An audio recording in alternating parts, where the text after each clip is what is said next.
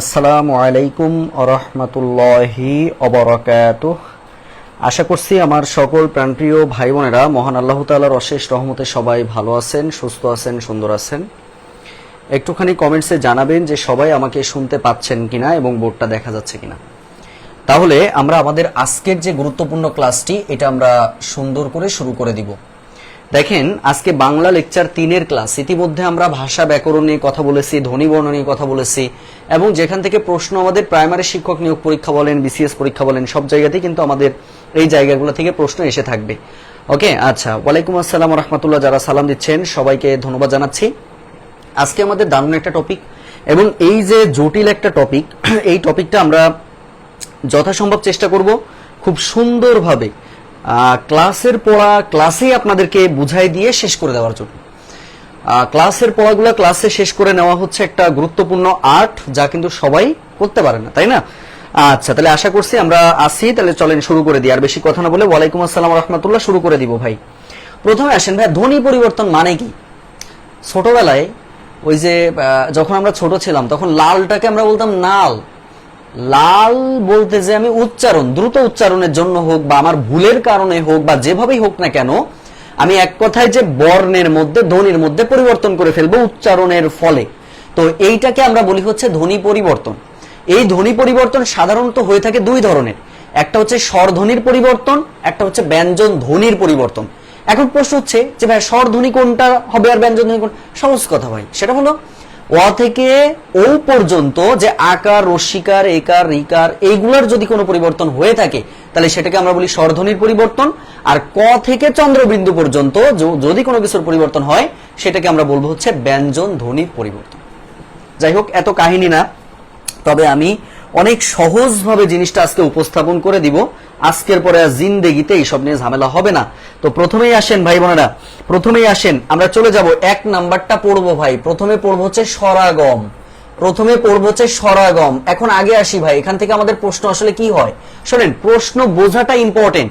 আপনি পাগলের মতো, গাধার মতো, গরুর মতো, মুরগির মতো আপনি সব সারা দিন পড়তেছেন, প্রশ্ন কমন পাবেন না তো ভাই। আগে তো আপনাকে বুঝতে হবে যে কোন জায়গাটা আমাকে পড়তে। আপনি সারাদিন স্বরাগম কাকে বলে এই মুখস্থ করতেছেন, যে অকার, রস্যইকার কোন শব্দের আগে আসলে যে শব্দটা হয় তাকে স্বরাগম বলে, তাকে স্বরাগম বলে, তাকে স্বরাগম বলে। স্বরাগম হচ্ছে আগে আসতে হবে, আগে আসতে হবে, আগে আসতে হবে, পরে আসলে হবে না, হবে না। এইসব করে লাভ আছে? কোনো লাভ নেই, কারণ আপনার তো সংজ্ঞা পরীক্ষাতে আসবে না ভাই। পরীক্ষাতে আসবে কি? উদাহরণ। এখান থেকে সরাসরি উদাহরণ ছাড়া কোনো প্রশ্ন পরীক্ষাতে আসে না।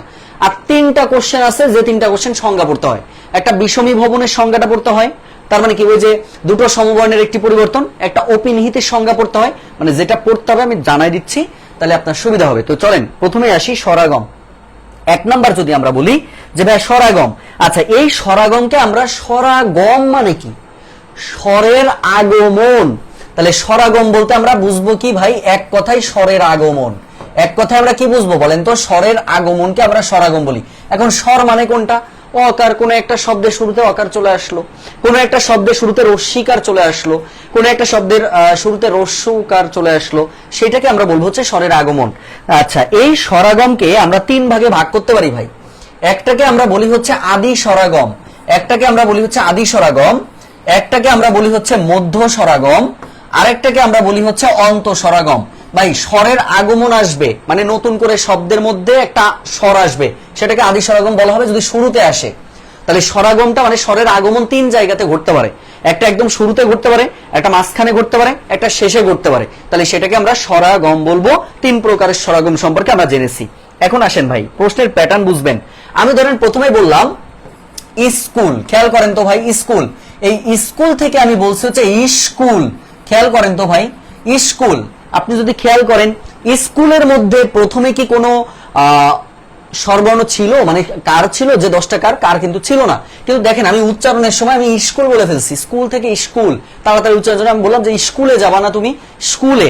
তাহলে সেক্ষেত্রে এই যে রস্যই সামনে চলে এসেছে, তাহলে শব্দের আদিতে যদি কোনো স্বর আসে সেটাকে আমরা বলবো আদি স্বরাগম। বুঝতে পেরেছেন সবাই? সবাইকে বুঝতে পেরেছেন? একটু বলেন যে সবাই ক্লিয়ার ভাবে বুঝতে পেরেছেন কিনা।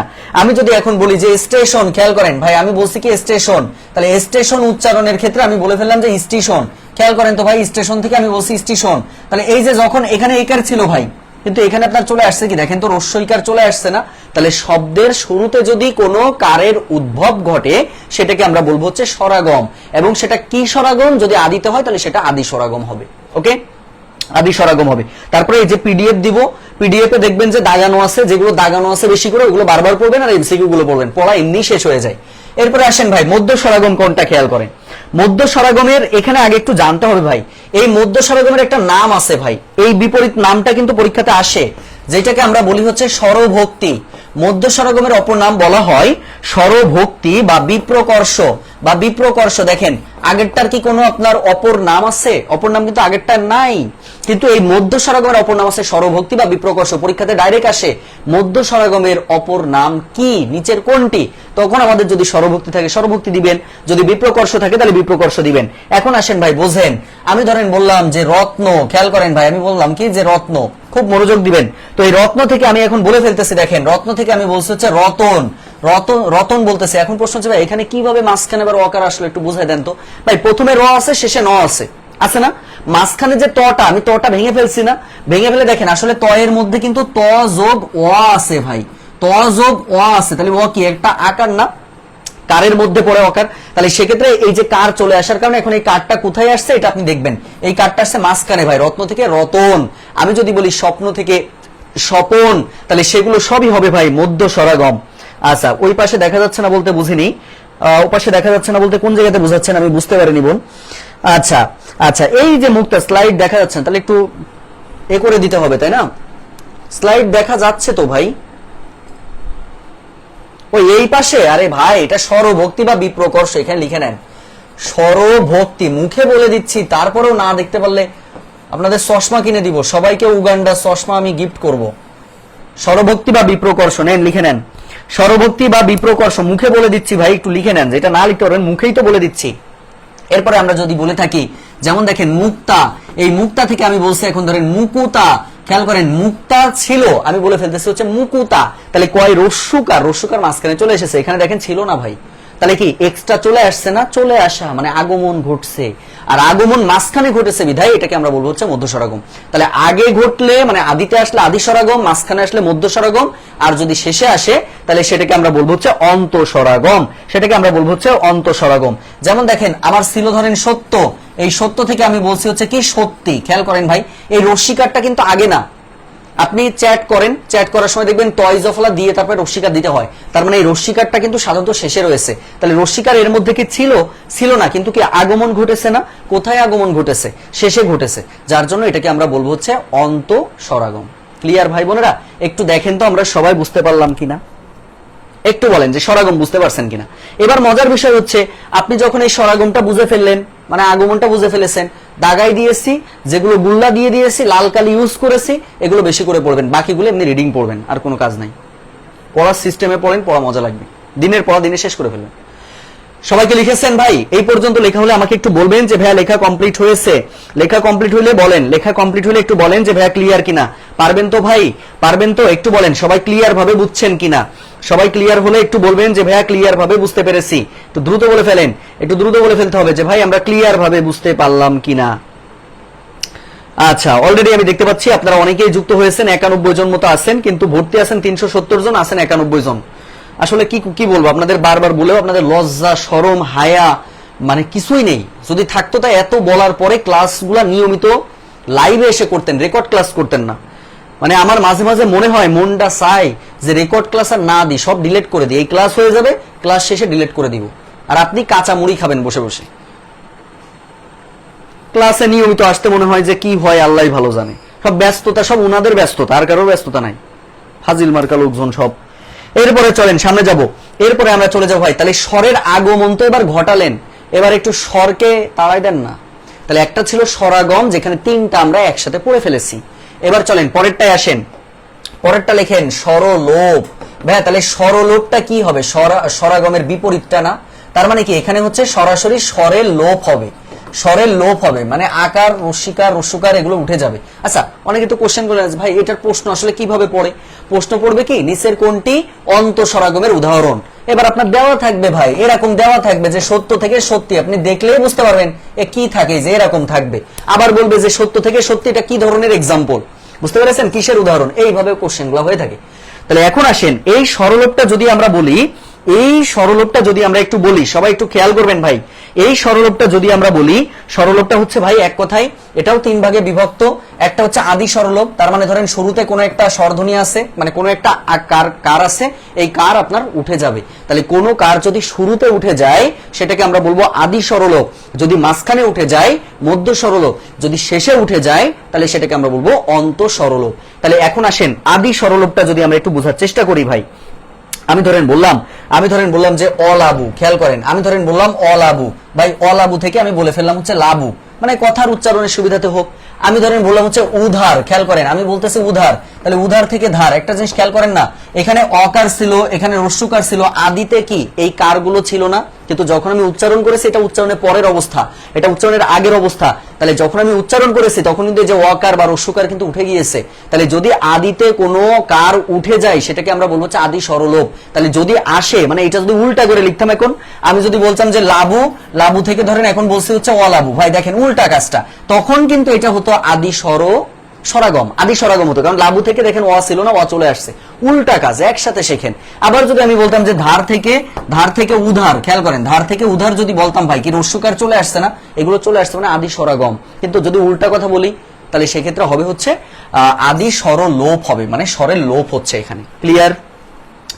ওয়ালাইকুম আসসালাম ওয়া রাহমাতুল্লাহ। এরপরে চলেন 2 নম্বরে চলে যাব। আদির পরে হচ্ছে মধ্য স্বরলোপ। আচ্ছা, মধ্য স্বরলোপ কোনটা ভাই? মাঝখান থেকে উঠে যাওয়া, এক কথায় মাঝখান থেকে উঠে যাওয়া। যেমন দেখেন আমরা বলি কি যে সুবর্ণ, আমরা বলছি কি বলেন তো ভাই সুবর্ণ, তো এই সুবর্ণ থেকে আমি বলে ফেললাম হচ্ছে স্বর্ণ। একটা খেয়াল করেন না, সুবর্ণ থেকে আমি বলে ফেলেছি কি স্বর্ণ। তাহলে এখানে দেখেন এই যে রস্যকার ছিল না, এই যে দন্তস্বর পরে রস্যকার আছে না, এই রস্যকারটা কি এর মধ্যে দিয়েছি ভাই? দেইনি। তার মানে কি রস্যকারটা তো মাঝখানে আছে ভাই, প্রথমে তো দন্তস্ব আছে তারপরে রস্যকার আছে, তাহলে রস্যকারটা উঠে গিয়েছে, যদি মাঝখান থেকে উঠে যায় তাহলে সেটাকে আমরা বলবো হচ্ছে ভাই মধ্য স্বরাগম। সবাই বুঝতে পারছেন? মধ্য স্বরাগম তখন বলে ফেলবো। তাহলে মধ্য স্বরাগম আর কি বলতে পারি আমি? যেমন দেখেন আমি বলতে পারি অগুরু, অগুরু থেকে আমি বলে ফেললাম ধরেন অগ্রু, অগুরু থেকে ধরেন আমি বলে ফেললাম অগ্রু। এই অগ্রুটা হচ্ছে আমাদের কি হবে বলেন তো ভাই? অগ্রুটা হচ্ছে মধ্য স্বরাগম হবে, মধ্য স্বরাগম হবে। আশা করছি আমরা বুঝতে পেরেছি। আবার ধরেন আমি বললাম যে বসিল, এই বসিল থেকে আমি বললাম কি যে বসলো, খেয়াল করেন তো, বসিল থেকে বসলো। তাহলে এই যে রস্যিকারটা, এই রস্যিকারটা কি ওপাশে উঠে গেছে না ভাই? যদি উঠে যায়, রস্যিকারটা ছিল মাঝখানে, মধ্য স্বরাগম হবে। যদি উল্টা কথা বলতাম যে বসলো থেকে বসিল, তাহলে তখন কি রস্যিকারটা মাঝখানে চলে এসেছে, তখন হবে হচ্ছে মধ্য স্বরাগম। তাহলে স্বরাগম মানে আসবে, আর উঠে যাওয়া মানে হচ্ছে লোপ হবে। সবাই কি বুঝতে পেরেছেন? একটুখানি বলেন ভাই বোনেরা আমার, সবাই কি বুঝতে পেরেছেন? একটু বলেন যে সবাই ক্লিয়ার ভাবে বুঝলাম কিনা। সবাই একটু বলে ফেলতে হবে যে ভাই আমরা ক্লিয়ার ভাবে বুঝছি কিনা। তাহলে সেক্ষেত্রে এটার অ্যান্সারটাও কিন্তু আমরা জেনে ফেললাম। এবার আসেন ভাই অন্ত সরলোপ। অন্ত সরলোপ একদম সহজ জিনিস ভাই, শেষে যেটা থাকবে সেটা উঠে যাবে। যেমন ধরেন আমি বললাম কি আজি, আজি থেকে ধরেন আমি বলে ফেললাম কি যে আজ, আজি থেকে আজ, ভাই রস্যিকার কই চলে গেছে? রস্যিকার হারাই গেছে। তাহলে যদি রস্যিকারটা শেষ থেকে উঠে যায়, এই রস্যিকারটা কিন্তু শেষে রয়েছে, তাহলে শেষ থেকে উঠে যাওয়া মানে সেটা হচ্ছে অন্ত সরলোপ হবে। কিছুক্ষণ আগে বলছিলাম না যে সত্য থেকে সত্যি, উল্টাটা বলেন সত্যি থেকে সত্য, দেখেন রস্যিকারটা উঠে গিয়েছে, তাহলে সেটা হচ্ছে অন্ত স্বরলোপ হবে। দেখেন তো আমার ভাই বোনেরা সবাই বুঝতে পেরেছেন কিনা? এক কথায় এটা। আর এই যে মধ্য স্বরাগম, এটা একটু মনে রাখবেন, এই যে স্বরলোপ বলছি, এই স্বরলোপের একটা অপর নাম আছে ভাই, স্বরলোপের অপর নামটা একটু মনে রাখবেন, সেটাকে আমরা বলি হচ্ছে সম্প্রকর্ষ। তাহলে যেগুলো আমরা এই যে 4টা 3টা শিখলাম, এই 3টাকে কিন্তু আমরা সম্প্রকর্ষ বলতে পারি। আশা ছিল, ভালোবাসা ছিল। ও তুমিও শোনো একটু, তার সমস্যা নেই। গানটা কি সুন্দর ছিল না?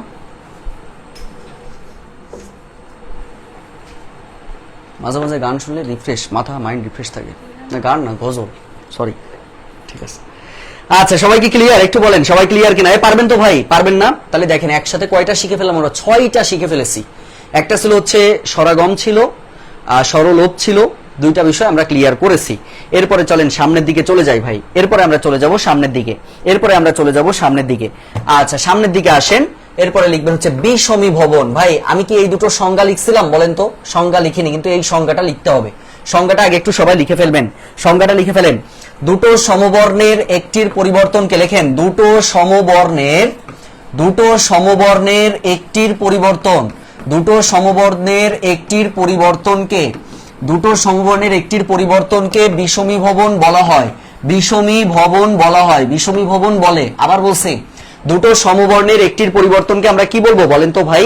দুটো সমবর্ণের একটির পরিবর্তনকে আমরা বিষমীভবন বলবো।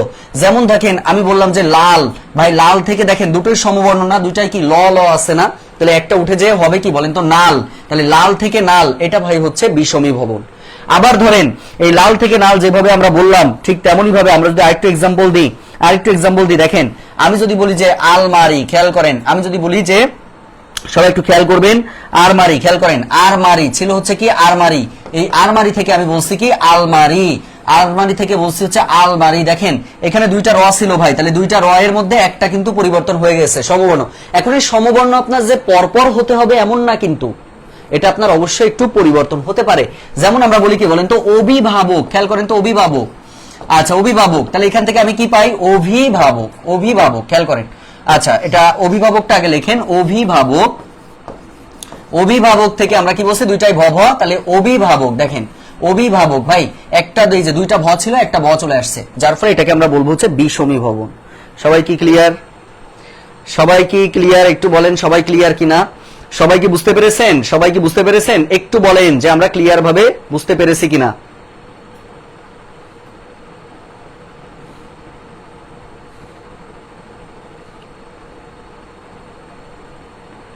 সবাই কি বুঝতে পেরেছেন? একটু বলেন ভাই আমরা কি ক্লিয়ার? তাহলে বিষমীভবন পারবেন তো ভাই? বিষমীভবন পারবেন তো? একটু বলেন যে বিষমীভবনটা ভাই আমাদের আর ঝামেলা নেই, আমরা পারবো ইনশাআল্লাহ। সবাই একটু বলে ফেলবেন যে ভাইয়া ক্লিয়ার কিনা, সবাই একটু বলে ফেলতে হবে যে ভাইয়া ক্লিয়ার ভাবে বুঝতে পারছি কিনা, সবাই একটু বলে ফেলবেন যে আমরা ক্লিয়ার ভাবে বুঝতে পারলাম কিনা। তাই পারবেন বিষমীভবন পারবেন? বলেন বিষমীভবন পারবেন কিনা। আশা করছি বিষমীভবন আমরা সবাই করতে পারবো ইনশাআল্লাহ। এরপরে চলেন বিষমীভবনের পরে যেটা যাব সেটা হচ্ছে অসমীকরণ। ভাই সমীকরণ মানে তো আমরা সবাই জানি, জানেন না ভাই? অসমীকরণ, তাহলে সমীকরণ মানে কিন্তু দুটোই একই জিনিস, দুটো একই জিনিস, একই জিনিসের মাঝখানে কোনো একটা জিনিস এসে ঝামেলা করে দিবে, সেটা সমীকরণ থাকবে না, অসমীকরণ হয়ে যাবে। যেমন দেখেন আমি যদি বলি যে টপ, টপ যোগ টপ, খেয়াল করেন টপ যোগ টপ, ভাই টপ টপ থেকে আমি বলছি হচ্ছে টপা টপ, খেয়াল করেন তো টপ যোগ টপ থেকে টপা টপ। দেখেন তো এখানে দুটোই কি একই ছিল না? একই ছিল, কিন্তু এখানে এসে দেখেন আকার হয়ে গেছে ভাই। তাহলে যদি আকার হয়ে যায় সেটাকে আমরা বলবো হচ্ছে অসমীকরণ, সেটাকে আমরা বলবো কি বলেন তো অসমীকরণ। এই জায়গাটা মনে রাখবেন। যেমন আমি যদি বলি যে ধপ ধপ, আমি যদি বলি কি যে ধপ ধপ, এইভাবেই পরীক্ষাতে আসবে ভাই, ধপ ধপ থেকে ধপা ধপ, ধপ ধপ থেকে ধপা ধপ, তাহলে বলবে যে এই ধপা ধপটা কি জাতীয় ধ্বনি পরিবর্তন, তখন অসমীকরণ বলবেন। কেন অসমীকরণ আপনি বুঝলেন? কারণ দুটোই দেখেন একই, যে ধপ আবার ধপ, এখানে টপ আবার টপ, তাহলে এই যে মাঝখানের যে আকারগুলো, এই আকারগুলো কি উগান্ডা থেকে নিয়ে আসছি না, তাহলে উগান্ডা থেকে এক্সট্রা চলে আসার কারণে ওটাকে আমরা বলবো হচ্ছে অসমীকরণ। সমীকরণ আর থাকলো না, মানে সমান থাকলো না, দুইটার মাঝখানে এসে ডিস্টার্ব করে দিয়েছে, এই ডিস্টার্ব করে দেওয়ার কারণে ওটা হয়ে গেছে হচ্ছে অসমীকরণ। ক্লিয়ার? অসমীকরণ কি ক্লিয়ার? একটু বলেন অসমীকরণটা ক্লিয়ার কিনা। মাশাআল্লাহ মাশাআল্লাহ, ভেরি গুড, খুবই সুন্দর। অসমীকরণ ক্লিয়ার কিনা? অসমীকরণ ক্লিয়ার হলে একটু বলেন যে ভাই অসমীকরণ আমরা ক্লিয়ার ভাবে বুঝতে পেরেছি। পারবেন তো ভাই? তাহলে আমরা প্রথমে কি শিখলাম? স্বরাগম শিখেছি, স্বরলোপ শিখেছি, বিষমীভবন শিখেছি, অসমীকরণ শিখেছি, চারটা কি মুখস্থ হয়ে গেছে না? এরপরে পিডিএফ দিব, এরকম পড়বেন আর একটা তুড়ি দিবেন আর ঘুমাই পড়বেন, শেষ। পড়ার সিস্টেমে পড়েন মনে থাকবে, কিন্তু ওই আলতো ফালতো একবার বাংলাদেশের তা পড়বেন একবার আন্তর্জাতিক পড়বেন, এরকম পড়লে ভাই মনে থাকে না। বুঝতে পেরেছেন? আচ্ছা আশা করছি ক্লিয়ার। এরপরে চলেন পরেরটায় চলে যাব ভাই। পরেরটা লেখেন দ্বিত্ব ব্যঞ্জন, কথার মধ্যেই হয়ে গেছে ভাই, এটা কিন্তু কথার মধ্যেই হয়ে গেছে। দেখেন দ্বিত্ব ব্যঞ্জন, এটা আমরা কথার মধ্যেই পড়ে ফেলছি, কথার মধ্যেই কিন্তু আমরা পড়ে ফেলেছি ভাই। এক কথায় কি সহজভাবে চিন্তা করবেন, দ্বিত্ব ব্যঞ্জন, দ্বিত্ব মানে দুইবার, অর্থাৎ কোন একটা শব্দকে গুরুত্ব দেওয়ার জন্য আমি একই শব্দের মানে একই ধ্বনির যদি পুনরাবৃত্তি করি সেটাকে আমরা বলবো হচ্ছে কি বলেন তো, সেটাকে আমরা বলবো দ্বিত্ব ব্যঞ্জন। যেমন দেখেন আমি বললাম হচ্ছে পাকা, ভাই পাকা থেকে আমি কি বলছি?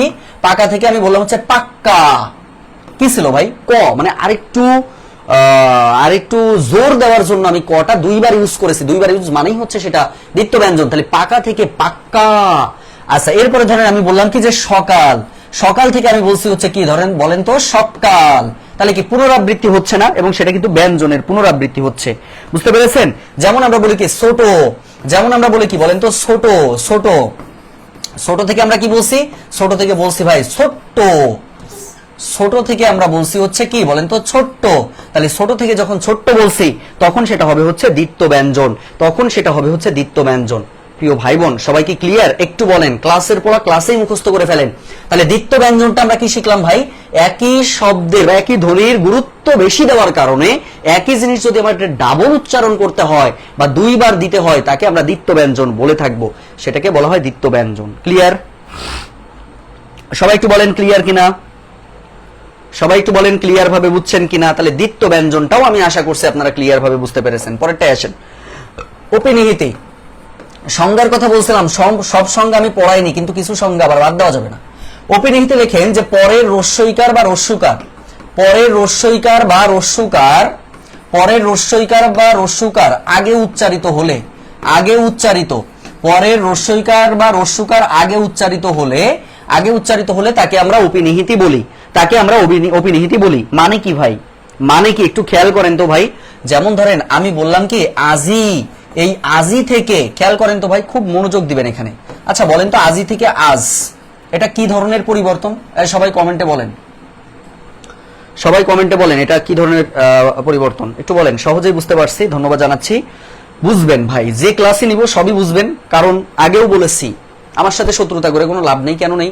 এই যে ব্রেনটা দেখতে পাচ্ছেন, এই ব্রেনটা আসলে আমার কিছু না, এটা আমার স্রষ্টার দেওয়া সেরা একটা নিয়ামত, বুঝতে পারছেন? তো এই নিয়ামতের জন্যই হয়তো এটা সম্ভব হচ্ছে, না হলে একজনের পক্ষে এতগুলো ক্লাস নেওয়া আসলেই সম্ভব কিনা নিজের চেষ্টা করেন।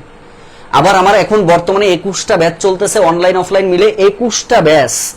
এই 21টা ব্যাচ প্রতিদিন ম্যানেজমেন্ট করতেছি, কারোর সাথে কারোর সংঘর্ষ বাড়তেছে না, কারোর কোনো অভিযোগও নেই। যার ফলে এই জন্য হিংসা অহংকার থেকে আমরা একটু দূরে থাকার চেষ্টা করব, এই হচ্ছে বিষয়। আর আপনারা অনেকেই অনেক ফ্রেন্ডদেরকে রেফার করেছেন, আমার খুব ভালো লেগেছে যে আপনাদের রেফারে হিউজ পরিমাণ ভাই বোনেরা এখন ভর্তি হচ্ছে প্রতিনিয়ত, এবং আপনার নাম বলতেছে, যেটা খুব ভালো লাগছে আমার। যে কিছুদিন আগেও একজন ভর্তি হয়েছে, এই যে চাঁদের কোনা জান্নাতুল ফেরদৌস সাতক্ষীরায় বাসা, তার রেফারে তার একটা বান্ধবী ভর্তি হয়েছে, বুঝতে পেরেছেন? তো এই যে বিষয়টা, এটা আসলে ভালো লাগে যে আপনারা ভালো জিনিসটাকে ছড়াই দিচ্ছেন, বুঝতে পেরেছেন? কিন্তু অনেকেই আছে যে ছড়াই দেয় না আর কি। আচ্ছা এবার আসেন, তাহলে এটা কি ভাই? আজি থেকে আজ কিন্তু অবশ্যই আপনার কি হবে? স্বরলোপ হবে। এই যে আপনারা সবাই পেরেছেন, ধন্যবাদ। কিন্তু আমি যদি বলতাম যে আজি থেকে, খেয়াল করেন, আজি থেকে আইজ, তখন ভাই কিন্তু এটা অপিনিহিতি হয়ে যেত। তখন এটা কি হইতো বলেন তো? তখন এটা অপিনিহিতি হইতো ভাই। কেন অপিনিহিতি হইতো? কারণটা দেখেন ভাই, এখানে রস্যিকারটা কিন্তু শেষে রয়েছে, কিন্তু সেই রস্যিকারটা এখানে আগে উচ্চারণ হয়েছে।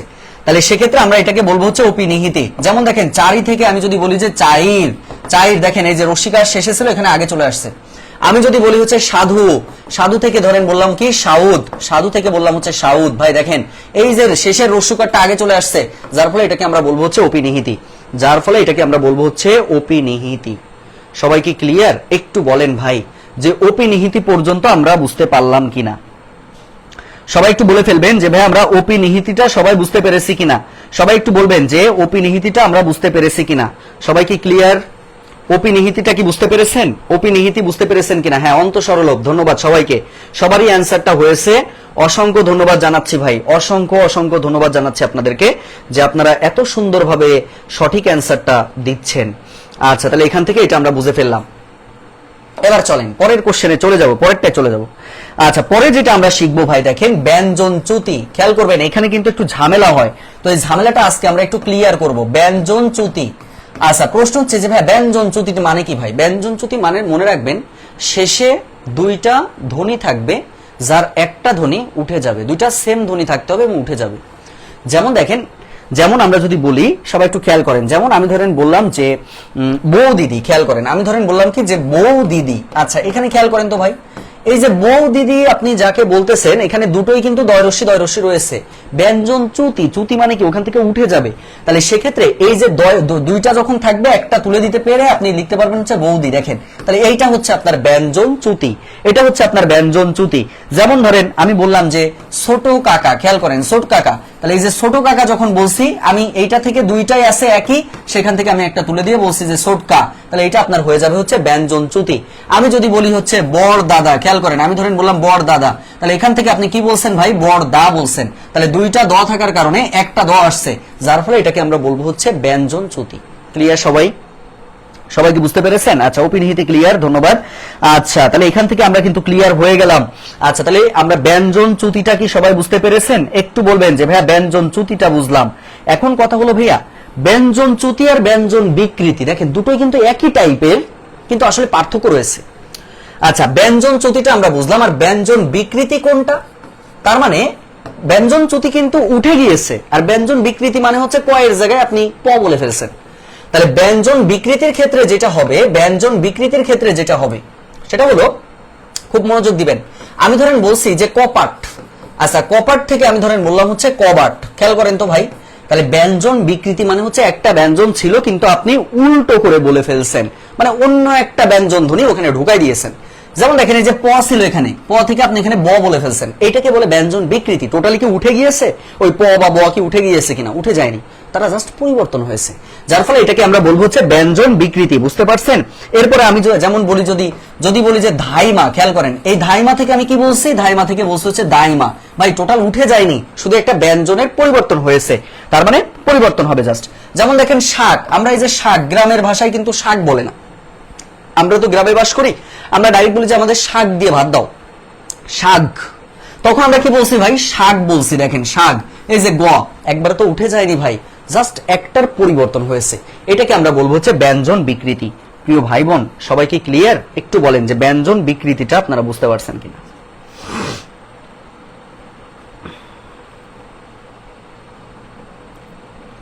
সবাই একটু বলেন, সবাই একটু বলেন ভাই, আমরা বুঝতে পারলাম কিনা সবাই, সবাই একটু জানাই ফেলতে হবে। আচ্ছা, সংজ্ঞাটা লাগবে না ভাই, এর সংজ্ঞা লাগবে না, আমি আবারও বলছি ভাই, সংজ্ঞা লাগবে দুইটার, মাত্র দুইটা জিনিসের সংজ্ঞা লাগে, অপিনিহিতি আর হচ্ছে বিষমী ভবন, এই দুইটা সংজ্ঞাই পরীক্ষাতে আসে, আর কোন সংজ্ঞা পরীক্ষাতে আসেনি আজ পর্যন্ত। এরপরেও পড়ার দরকার হলে পিডিএফ এর মধ্যে সংজ্ঞা রয়েছে, আপনি বারবার পড়ে নেবেন, আপনাকে কেউ জ্বালাবে না। তো ব্যঞ্জন বিকৃতির সংজ্ঞা যদি আপনারা পড়তে চান, এখানে দেখেন যে শব্দের মধ্যে কোনো কোনো সময় ব্যঞ্জন ধ্বনি লোপ পাবে, কিন্তু ব্যঞ্জন ধ্বনি লোপ পাবে কিন্তু তার পরিবর্তে আরেকটা ধ্বনির আগমন ঘটবে, সেটাকে বলে আর কি। আশা করছি ক্লিয়ার। এরপরে চলেন ভাই পরেরটায় চলে যাব। লেখেন অন্তর্হতি, অন্তর্হতি। আচ্ছা, অন্তর্হতি মানে ভাই সহজ কথা, কোন একটা ব্যঞ্জন ধ্বনি রয়েছে সেটা উঠে যাবে, ও থাকবে না, ও টোটালি লোপ পেয়ে যাবে, না ওটা ওই শব্দ থেকেই উঠে যাবে। যদি শব্দ থেকে উঠে যায় ভাই, শব্দ থেকে যদি উঠে যায়, তাহলে সেটাকে আমরা বলি হচ্ছে অন্তর্হতি। যেমন দেখেন আমরা বলি কি বলেন তো ফাল্গুন, আমরা বলি কি বলেন তো ফাল্গুন, এই ফাল্গুন থেকে আমরা বলে ফেলি হচ্ছে ফাগুন, ফাল্গুন থেকে আমরা বলে ফেলি ফাগুন। ভাই দেখেন তো এই যে ল কারটা ছিল না, এই ল কার কি এর মধ্যে রয়েছে? ল কিন্তু এর মধ্যে নাই, তাহলে ফাল্গুন থেকে ফাগুন, লটা উঠে যাচ্ছে, শব্দের মধ্য থেকে যদি কোনো ব্যঞ্জন ধ্বনি উঠে যায় সেটাকে আমরা বলবো হচ্ছে অন্তর্হতি। যেমন দেখেন আমি বলি কি যে ফলাহার, ফলাহার থেকে আমরা কি বলি বলেন তো, ফলাহার থেকে বলি হচ্ছে ফলার, ফলাহার থেকে বলি হচ্ছে ফলার। বুঝতে পারছেন? ফলাহার থেকে যেমন আমরা বলি হচ্ছে ফলার। আচ্ছা, এরপরে যেমন দেখেন আমরা বলি কি বাবজান, এই বাবজান থেকে আমরা বলে থাকি হচ্ছে বাজান, বাবজান থেকে আমরা বলে থাকি হচ্ছে বাজান। দেখেন তো প্রত্যেকটা থেকে দেখেন একটা করে বর্ণ কিন্তু উঠে গিয়েছে। মজার বিষয় হচ্ছে অন্তর্হতি আর হকার লোক কিন্তু একই বিষয় প্রায়। হকার লোক মানে মনে রাখবেন, হকার লোক মানে শুধু হটা উঠে যাবে। যেমন এই যে ফলাহার থেকে ফলার হয়েছিল, হ উঠে গেছিল না, তার মানে এই ফলাহারটাকে আপনি অন্তর্হতিও বলতে পারেন, আবার যেহেতু হ উঠে যাওয়ার কারণে এটাকে আপনি হকার লোপও বলতে পারেন। রকার লোপ বললে র উঠে যাবে, হকার লোপ বললে হ উঠে যাবে, আর লকার হকার এগুলো উঠে যাওয়া মানে হচ্ছে এক কথায় অন্তর্হতি। সেগুলো অন্তর্হতি মানে কোনো একটা ব্যঞ্জন ধ্বনি সরাসরি উঠে যেতে পারে শব্দের মধ্যখান থেকে, সেটাকে আমরা অন্তর্হতি বলি। ক্লিয়ার সবাই? তাহলে এই পর্যন্ত যা আলোচনা করছি সবাই ক্লিয়ার কিনা একটু বলেন, সবাই কি ক্লিয়ার একটু বলেন, সবাই ক্লিয়ার কিনা, সবাই একটু বলেন ক্লিয়ার কিনা, ক্লিয়ার কিনা একটু বলেন। ভাই আমি ধ্বনি বিপর্জনে যাইনি, একটু রিক্সা থেকে রিস্কা একটু যাচ্ছি ভাই, একটু সময় দেন, যাবো ভাই, সবই যাবো, কিছু বাদ রেখে পড়াবো না, এটা আপনারা একটু নিশ্চিত থাকেন। বুঝতে পেরেছেন? পার্থক্যগুলো ধরতে পারলে খুব সহজ। এবার আসেন ধ্বনি বিপর্যয়, লেখেন ধ্বনি বিপর্যয়। আচ্ছা, তাহলে ধ্বনি বিপর্যয় এগুলোর মধ্যে পার্থক্য কোনটা আমি বলে দিব, একটু পরে বলছি। ধ্বনি বিপর্যয় মানে হচ্ছে ভাই দুটো পাশাপাশি বর্ণের মধ্যে একটা আগে চলে আসবে, একটা পিছনে চলে যাবে, মানে আগে আসবে পরে যাবে, চেঞ্জ হবে, ইন্টারচেঞ্জ হবে, এছাড়া কিছু না। যেমন ধরেন আমরা কি বলি যে রিক্সা, খেয়াল করেন তো, রিক্সা, রিক্সা ধরেন আমি বললাম হচ্ছে রিক্সা, আচ্ছা রিক্সা থেকে আমি বলে ফেলছি হচ্ছে রিস্কা, খেয়াল করেন তো, রিস্কা। ভাই খেয়াল করেন তো, এখানে দেখেন ক তালব বসা ছিল, তাহলে তালব বসা এখানে আগে চলে আসছে না, আর কটা কি পরে চলে গেছে না, এটার কথা বলছে। যেমন দেখেন পিশাস, খেয়াল করেন তো পিশাস, পিশাস থেকে আমি কি বলছি ভাই পিচাস। খেয়াল করেন তো পার্থক্যটা কোন জায়গায়, এই দুটো জাস্ট ইন্টারচেঞ্জ হয়েছে ভাই, শেষেরটা আগে আসবে আগেরটা পরে যাবে, আর কিছু না, আর কিছু না। যেমন ধরেন আমি কি বলি যে লোকসান, এই লোকসান থেকে আমরা বলতে পারি হচ্ছে লোসকান। খেয়াল করেন লোকসান থেকে আমরা বলতে পারি হচ্ছে লোসকান। প্রিয় ভাই বোনেরা দেখেন এই যে দুটো ছিল, দুটোর পরিবর্তন হইলে সেটা হচ্ছে ধ্বনি বিপর্যয়। তাহলে একটা ছিল হচ্ছে ব্যঞ্জন বিকৃতি, ব্যঞ্জন চ্যুতি। ব্যঞ্জন বিকৃতি মানে কি ছিল, ব্যঞ্জন বিকৃতি মানে ভিতরে একটা জিনিসের পরিবর্তন হবে, মানে অন্যটা আসবে ওইটা থাকবে না। আর এখানে কিন্তু একই জিনিস থাকবে, ধ্বনি বিপর্যয় মানে থাকবে, জাস্ট পরিবর্তন হবে, আগেরটা পরে পরেরটা আগে আসবে। বুঝতে পেরেছেন সবাই? আর ব্যঞ্জন চ্যুতি তো আগেই বলেছি যে লাস্টেরটা উঠে যাবে, আর কিছু না। ক্লিয়ার সবাই? কতগুলো পড়ে ফেললাম তাই না বলেন? আর লাস্ট আমরা আরেকটা জিনিসে চলে যাব, লাস্ট আরেকটা জিনিসে চলে যাব, আরেকটা জিনিসে চলে গেলেই শেষ। চলেন যাই, এরপরে আসেন পরেরটায় চলে যাব, স্বরসঙ্গতি। লিখে নেন ভাই, এই স্বরসঙ্গতি থেকে কিন্তু প্রশ্ন এখন প্রচুর পরিমাণে আসে। স্বরসঙ্গতি, স্বরসঙ্গতির আবার 4টা প্রকারভেদ আছে, মনে রাখবেন। একটাকে আমরা বলি হচ্ছে প্রগত, একটাকে বলি প্রগত, একটাকে আমরা বলি হচ্ছে পরাগত, একটাকে আমরা বলি হচ্ছে মধ্যগত, মধ্যগত, আর একটাকে আমরা বলি হচ্ছে অন্যান্য। খেয়াল করেন ভাই বোনেরা, এই 4টা একটু ভালো করে জেনে ফেলবেন ভাই, একদম সহজ, এগুলো কোনো জটিল কিছু না। দেখেন কত সহজ, কত সহজ। দেখেন আমি ধরেন বললাম যে মূলা থেকে মূলো, খেয়াল করেন মূলা থেকে মূলো, মূলা থেকে মূলো মানে কি ভাই? এক কথায় প্রগত মানে হচ্ছে পরের ধ্বনি পরিবর্তন হওয়া। একটু লিখে নেন ছোট্ট করে, পরের ধ্বনি পরিবর্তন, এটা হচ্ছে পরের ধ্বনি পরিবর্তন, পরের ধ্বনি পরিবর্তন। যেমন দেখেন মানে পরের ধ্বনি বলতে যে কার, পরের কার পরিবর্তন হয়েছে। ময়রস্য, ময়রস্য প্রথমে ঠিক ছিল না ভাই, কিন্তু এখানে আকারটা হয়ে গেছে কি ওকার হয়ে গেছে না। তাহলে শেষের পরিবর্তন যদি হয়, পূর্বটার মানে পূর্বটার প্রভাবে শেষটার পরিবর্তন হলে সেটাকে আমরা বলি হচ্ছে প্রগত, সেটাকে আমরা বলি হচ্ছে প্রগত। বুঝতে পেরেছেন? সেটাকে আমরা বলবো হচ্ছে প্রগত। আর পরাগত ভাই উল্টাটা হবে। যেমন দেখেন আমরা বলি কি দেশি, দেশি ভাই পরিবর্তন হবে কি, তালব বসা কিন্তু ঠিক থাকবে, দেশি থেকে দিশি। উদাহরণগুলো বাইরে থেকে আসে না ভাই, ঘুরাই ফেরাই ওই একই উদাহরণ পরীক্ষাতে আসে, যার ফলে উদাহরণ আপনাদের এক্সট্রা না পড়ে যেগুলো বারবার পরীক্ষাতে এসেছে এগুলো পড়েন। আপনার তো দরকার একটা চাকরি ভাই, চাকরি পাওয়ার জন্য আপনার তো মহা জ্ঞানী হওয়ার দরকার নেই। আমরা পড়াই আমাদের নাকি একটু বেশি পড়াশোনা করতে হয়, কিন্তু আপনাদের যে জায়গাটা দরকার ওই জায়গাটা বেশি করে পড়বেন। তাহলে দেশি থেকে দেশি, দেখেন এই যে শেষটা কিন্তু ঠিক আছে, প্রথমটার পরিবর্তন হয়েছে ভাই, প্রথমটার পরিবর্তন মানে হচ্ছে পরাগত। আর মধ্যগত কোনটা ভাই? মধ্যগত কোনটা খেয়াল করেন। আচ্ছা মধ্যগত হচ্ছে মাঝখানেরটার পরিবর্তন হবে, মাঝখানেরটার পরিবর্তন হবে। যেমন ধরেন আমি বললাম কি যে বিলাতি, খেয়াল করেন বিলাতি থেকে আমি বলছি হচ্ছে বিলিতি, বিলাতি থেকে বিলিতি। ভাই দেখেন তো এটা বি বি ঠিক ছিল, বি বি ঠিক ছিল, এখানে আকারটা পরিবর্তন হয়েছে, রস্বীকার হয়েছে। তার মানে কি বলেন তো ভাই, এখানে পরিবর্তনটা মাঝের হয়েছে না? তাহলে একটা হচ্ছে শেষের পরিবর্তন, একটা পূর্বের পরিবর্তন, একটা মাঝের পরিবর্তন, এটাকে আমরা বলি হচ্ছে মধ্যাগত। আর অন্যান্যটা ভাই সবকিছুর পরিবর্তন হয়ে যাবে। যেমন দেখেন মোজা, এই মোজা থেকে দুইটারই পরিবর্তন হয়ে যাবে। মোজা থেকে আমি বলছি হচ্ছে মুজো, মোজা থেকে আমি বলছি হচ্ছে মুজো। তাই এই যে মোজা থেকে যে মুজোটা ভাই, এটাকে দুইটারই পরিবর্তন হয়েছে না, এটাকে আমরা বলবো ভাই অন্যান্য। আলহামদুলিল্লাহ। তাহলে স্বরসঙ্গতিকে আমরা 4 ভাগে ভাগ করতে পারি, প্রগত, পরাগত, মধ্যগত, অন্যান্য। ঠিক আছে? তাহলে সবাই কি বুঝতে পেরেছি? সময় কি বেশি নিয়েছি? সময় কিন্তু বেশি নেইনি। দেখেন 32 মিনিট সময়ের মধ্যে ধ্বনি পরিবর্তন ক্লিয়ার করে দিয়েছি। এখন নিজেদের কাজ ভাই, একটাও বাদ রাখি না, ইম্পর্টেন্ট যা ছিল সব পড়ে ফেলছি। এখন শুধু বাসায় বাসায় বসে বসে পড়বেন আর এক্সাম দিবেন, আর শুক্রবারে পড়া নিব, পড়াটা দিবেন, আর পিডিএফটা ভালো করে পড়ে ফেলবেন, শেষ। কারোর কি কোনো কথা আছে? দ্রুত ক্লাস শেষ হয়ে গেছে তাই না বলেন? আসলে সময় তো আমি নষ্ট করি না। ওই যে অনেক ব্যাচে দেখবেন যে খালি গল্পের পরে গল্প, কিন্তু আমার কাজ হচ্ছে আমি পড়াই নিয়ে তারপরে গল্প করি। তো আল্লাহর অশেষ রহমতে দেখেন কতগুলো পরিবর্তন পড়াই ফেলছি, অনেকগুলো পরিবর্তন আমরা পড়াই ফেলছি। এইগুলো অবশ্যই ভালো করে পড়বেন, পড়লেই মোটামুটি কমপ্লিট হয়ে যাবে। সবাই কি বুঝতে পেরেছেন? ক্লাস ক্লাস কি বোঝা গেছে? একটু বলেন যে ক্লাস বুঝতে পেরেছেন কিনা।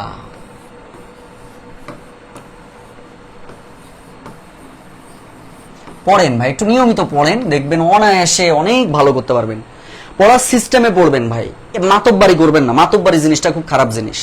এর আগে যে ধ্বনিবর্ণ ক্লাস হয়েছে, ভাষা ব্যাকরণ ক্লাস হয়েছে, ধ্বনিবর্ণ ভাষা ব্যাকরণ ভালো করে পড়ে নেন, ক্লাস করেছেন, নোট করেছেন, ওটাই পড়েন, হয়ে গেল। ওখান থেকে 3টা কোশ্চেন তো পরীক্ষাতে আসে ভাই, তো জায়গাটা ভালো করে পড়ে ফেললেন। ধ্বনি পরিবর্তন আজকে ক্লাস নিলাম, আপনি পিডিএফ কই পাবো? আচ্ছা এই এটা কিডা, এটা এই যে চাইনিজ একটা আইডি নাম, ভাই আপনার নামটা আগে একটু বলেন। এই যে আপনার নামটা, আপনি মনে হয় ভুল করে চলে আসছেন এখানে, মানে চায়না থেকে মনে হয় আমাদের বাংলাদেশে চলে আসছেন। আচ্ছা ঠিক আছে, পিডিএফ পাবেন হচ্ছে ভাই, আপনি হোয়াটসঅ্যাপ গ্রুপে যুক্ত হয়ে যাবেন। হোয়াটসঅ্যাপ গ্রুপে গেলে আপনি পাবেন, এই যে আপনার যে গ্রুপটা রয়েছে এই গ্রুপে ঢুকে এই যে দেখেন ফিচার্ড লেখা আছে, ফিচার্ড বা অ্যানাউন্সমেন্ট, এখানে ঢুকেই আপনি দেখেন এখানে হচ্ছে এই যে হোয়াটসঅ্যাপ গ্রুপ লিংক আছে, যে এখানে ক্লিক করলে আপনি পেয়ে যাবেন। রাত্রে আমরা এটার পিডিএফ দিয়ে দিব, সবাই পড়ে ফেলবেন। শেষ। ক্লিয়ার সবাই? একটু বলেন ক্লিয়ার কিনা। আর অনুরোধ থাকবে, যদি আপনারা উপকৃত হয়ে থাকেন অবশ্যই আপনাদের ফ্রেন্ডদের একটু জানাই দেন। এটা মানে আপনাদের কাছে দাবি থাকলো আমার, ভাই বোনেরা এই দাবিটা একটু রাখার চেষ্টা করেন। যেভাবে আপনাদের জন্য পরিশ্রম করতেছি শেষ পর্যন্তই করে যাবো ইনশাআল্লাহ। তবে আপনাদের কাজ হলো আপনারা একটু ফ্রেন্ডদের মাঝে একটু ছড়াই দেওয়া, বুঝতে পেরেছেন? অনেক বড় বড় প্ল্যাটফর্ম আছে, আমি জানি ভাই বাংলাদেশে বড় বড় প্ল্যাটফর্মে সবাই ভালো পড়ায়। আমি যে ভালো পড়াই তা না, আমার থেকেও অনেক ভালো মানের পড়াই, কিন্তু কথা হচ্ছে ডেডিকেশন লেভেলটা, পরিশ্রমের লেভেলটা, যে আমি আপনাদের নিয়ে কতটা চিন্তা করি, কতটা চিন্তিত থাকি, টাইমলি কোনো কিছু বাদ যাচ্ছে কিনা, এই বিষয়টা দিকে আপনারা নজর রাখবেন। আশা করা যায় যে ভালো কিছু হবে। আচ্ছা, চায়না থেকে, ওনার নামটা তো আমি বুঝতে পারলাম না, ওনার নামটা তো আসলে বুঝতে পারিনি। এক্সাম কিভাবে দিবেন, এই কথাটা এক্সাম নিয়ে আমি আগেও কথা বলেছি, আগের দিনের জুম লিঙ্কটা দেখে নেন, জুম দেখে আপনি করবেন। এই এক্সাম নিয়ে আমার সাথে আর কথা বলবেন না। আমি এটা গত শুক্রবারে আমি এটা বলে দিয়েছি যে কিভাবে এক্সাম দিবেন। বারবার একই জিনিস কিন্তু ভালো লাগবে না। আচ্ছা, কেমনে কি হয়ে গেল? আচ্ছা, প্রগত পরাগত আরেকবার বলেন। ঠিক আছে ভাই, সহজ কথা ভাই। প্রগত মানে হচ্ছে প্রথমটা ঠিক থাকবে, শেষটা পরিবর্তন হয়ে যাবে। প্রগত পরেরটা পরিবর্তন হবে, পরাগত পূর্বেরটা পরিবর্তন হবে। এই তাহলে এখানে দেখেন এই যে লয়াকার পরিবর্তন হয়েছে, এই যে প্রথমটা ঠিক ছিল, শেষ পরিবর্তন মানে প্রগত, পরে আগেরটা পরিবর্তন মানে হচ্ছে পরাগত। এই হচ্ছে কাজ, আর কিছু না। আচ্ছা, ইংলিশ লিটারেচার থেকে প্রাইমারিতে কয়টা কোশ্চেন আসে? প্রাইমারিতে কোশ্চেন আসে হচ্ছে আপনার সব মিলায়ে 4-5টা আসবে ভাই, সব মিলায়ে 4-5টা আসবে। পড়তে হবে, মানে বাদ দেওয়া যাবে না, লিটারেচার এখন বাদ দেওয়ার সুযোগ নাই। তাহলে আজকে এ পর্যন্তই রাখি। পাসওয়ার্ড ভুলে গেছেন, ভালো কাজ করেছেন। আমাকেই কোন সময় ভুলে যাবেন? পাসওয়ার্ড ভুলে গেছে, কত বড় ফাউ কথাবার্তা। পাসওয়ার্ড ভুলে যাবেন কেন? আমি কত দিন বলেছি এই কথাটা, মনে হয় আমার জীবনে সবচেয়ে বেশিবার বলা। পাসওয়ার্ড দিবেন 1 থেকে 8 পর্যন্ত, তাহলে তার জীবনে ভুল হয় না ভাই। আমি দুজনকে বলেছিলাম, তারা ব্যস্ততার কারণে। আচ্ছা, আমার আগের ক্লাসগুলোর পিডিএফ দিলে ভালো হতো, আজকে রাতে দিয়ে দিব ভাই, যেগুলো বাদ আছে দিয়ে দিব, না সমস্যা নেই। অপিনিহিতি স্বরসঙ্গতি একই লাগছে, কই অপিনিহিতি একই লাগলো কিভাবে? অপিনিহিতি ভাই রস্যের খেলা, রস্যের খেলা, রস্যের খেলা। অপিনিহিতি জীবনে এই এক হয়? আপনি এটা কি বললেন? একটা তো চাইনিজ ভাষা আর একটা হচ্ছে উগান্ডিয়ান ভাষা, দুইটা আলাদা হয় আর এক হয় কখনো? এখানে রস্যিকার আর রস্যিকা, এটা তো রস্যি রস্য নেই ভাই, আগেই বাদ, এ তো আগেই বাদ হয়ে যাচ্ছে। আর এখানে তালুক বসা তো শেষে আছে ভাই, তাই এটা আগে উচ্চারণ হয়নি তো, বুঝতে পারেননি? এটা কি আগে উচ্চারণ হয়েছে? এটা তো দয়ের পূর্বে বসছে, তো সেক্ষেত্রে এটা তো শুরুতে আছে, এটা বাদ, এটা কখনোই হবে না। আর বিলাতি তো হওয়ার সম্ভাবনা নেই, বুঝতে পেরেছেন? এখানে তো রস্যিকার আগে উচ্চারিত হয়নি ভাই, এটাও হবে না, এটা তো হওয়ার সম্ভাবনা নেই।